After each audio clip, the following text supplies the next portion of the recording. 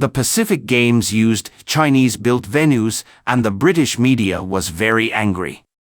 In this video, let us learn more about it. The 17th Pacific Games will be held in the Solomon Islands from November 19th to December 2nd, 2023. More than 5,000 athletes from 24 countries and regions in the South Pacific will participate. This will be the first time in Solomon's history that a major international sporting event will be held. However, the British media, which has repeatedly stirred up trouble in the South Pacific region, jumped out again, calling China's support for this event a smart diplomacy approach. The British Guardian reported on the 4th that the Pacific Games are held every 4 years, with athletes from 24 Pacific Island countries competing. According to reports, while many Solomon Islanders are excited, the event has also caused discussion, mainly over the cost. Christian Nian, head of the Solomon Islands Pacific Games Organizing Committee, said that 80% of the funds for the Games will come from foreign countries, with the remaining funds provided by Solomon Islands. When referring to foreign support, The Guardian specifically mentioned China, saying that according to the Solomon Islands and Chinese governments, China helped build competition facilities, especially a national stadium that can accommodate 10,000 people. In addition, Beijing also assisted in the construction of swimming pools, tennis courts, and administrative buildings. The report quoted Kabutaraka, associate professor at the Pacific Islands Research Center of the University of Hawaii, as saying that China's investment in the construction of stadiums and other sports facilities for the Pacific Games is Beijing's smart diplomacy. He said, Chinese officials emphasized that there are no political conditions attached to the aid, but there is no doubt that this has strengthened the relationship between China and the Solomon Islands. Kabutaraka said the stadium will be very conspicuous. It is therefore influential as a political tool that may influence other Pacific countries. This stadium is about surprising them with Beijing's capabilities and thereby influencing the region's perception of China, he said. However, China is not the only one providing assistance to this Pacific Games. The Guardian also cited Australia, Japan, India, Indonesia, South Korea, and New Zealand as funding sources for the Games. An Australian Broadcasting Corporation report in August mentioned that Solomon Islands Prime Minister Sogavare called the stadium built with China's aid a wonderful gift. Australia also joined in, donating $17 million to support the Games. However, some people in Australia believe that Australia is actually spending money to counter China's increasing influence, and question its role in helping the Solomon Islands solve practical problems. According to Solomon Islands media reports, the country's athletes participating in the Pacific Games are currently training in China, and the Solomon Islands Stadium aided by China has been officially handed over. However, no matter how jealous the foreign media is, China's active support for the Solomon Islands in hosting the 17th Pacific Games has been affirmed by Solomon's political leaders. China's contribution rate for competition facilities is as high as 80% to over 90%.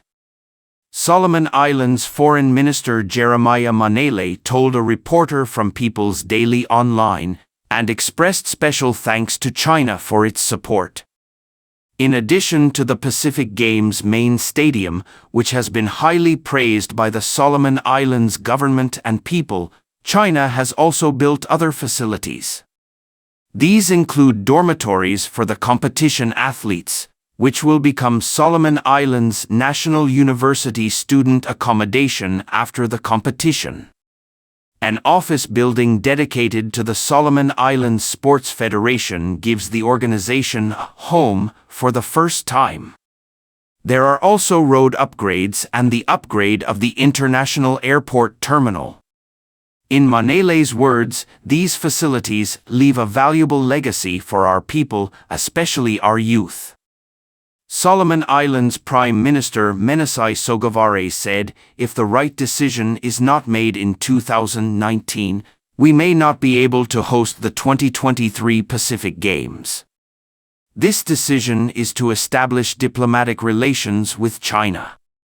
On September 21, 2019, Chinese State Councillor and Foreign Minister Wang Yi held talks with Solomon Islands Foreign Minister Manalay in Beijing and signed a joint communiqué. The two countries formally established diplomatic relations at the ambassadorial level. Manalay said the right decision puts them on the right side of history. He emphasized, "We will continue to adhere to the One China principle. This is a very, very important principle and the basis for our establishment of diplomatic relations with China." When asked what factors were considered when making this decision, Manalay explained that in addition to adhering to the One China principle, they also considered China's ability, strength and experience in assisting developing countries. Although the diplomatic journey between the two countries lasted only 4 years, it was very fruitful. This is a point repeatedly mentioned by Solomon Islands Prime Minister Manasseh Sogavare, Foreign Minister Jeremiah Manalay and Deputy Prime Minister and Minister of Infrastructure and Development Menasai Malanga, in interviews with Chinese reporters. In an exclusive interview, Malanga said that China is a true friend and that the 4-year exchanges with China are extraordinary. He said that China is different from other countries because, when we talk about and decide to do something, we will implement it immediately without delaying it for too long. Far more than the previously mentioned Pacific Games Stadium has been implemented. Manalay said that China has also helped build and install 161 mobile network communication towers in various provinces of the Solomon Islands for the construction of the national broadband network, and multiple road projects are also underway in various provinces across the country promoting rural development. In addition, medical centers, schools, the leisure center of the National Parliament building, etc. are being built or rebuilt. He also specifically mentioned that the Chinese Navy hospital ship Peace Ark visited the Solomon Islands in 2023 and provided humanitarian medical services to 10,000 residents. Manalay pointed out that the biggest challenge facing Solomon Islands is infrastructure, which was also emphasized by Prime Minister Sogavare. In this context, the multifaceted infrastructure assistance provided by China is of far-reaching significance, meeting critical needs and promoting overall progress.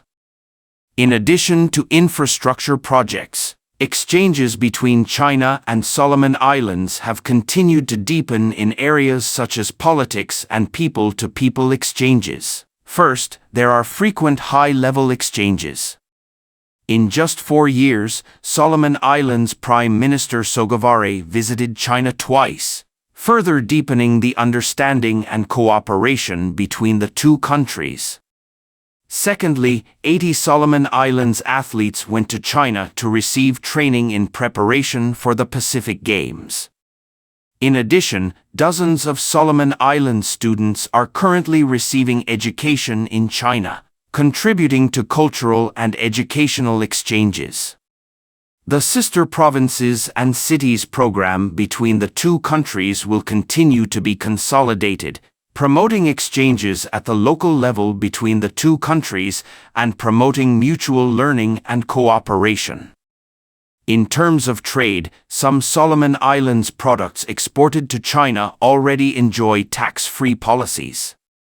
This facilitates the flow of goods between the two countries, drives economic growth and creates a favorable environment for business. As China's exchanges with South Pacific Island countries continue to deepen, some Western countries have begun to express anxiety. In response to these concerns, Solomon Islands Prime Minister Sogavare, Foreign Minister Manele and Deputy Prime Minister Mailanga have always emphasized in interviews that their foreign policy is to make friends with everyone and make no enemies with anyone. Manele said that as a small country, Solomon Islands' core interest lies in establishing close cooperative relations with all countries, with the goal of achieving mutual benefit and win-win results and promoting development interests. We can learn a lot from China, especially in the areas of poverty alleviation and sustainable development, he said. Chinese companies are also ready to help Solomon Islands. Chen Sikhang, General Manager of China Civil Engineering Group Corporation, the contractor of the Pacific Games Stadium project, said that this Pacific Games will be held in the Solomon Islands for the first time since the event was first held in 1963. The rapid implementation of this project will help Solomon Islands enhance national confidence and boost the national economy. In addition, the capabilities, friendly attitude and active fulfillment of social responsibilities demonstrated by SEC during the project construction also played a role in promoting the people of Solomon Islands to understand China and consolidating the friendship between the two countries. China Civil Engineering Group is just one of them, and there are many other Chinese companies committed to building high-quality projects with strong social benefits for the Solomon Islands. These projects not only improve people's livelihood and create job opportunities, but also help train local workers in professional skills. That right decision has paid off, Manele said. We have seen great results over the past 4 years. We look forward to further strengthening cooperation with China in the future. Thank you for watching.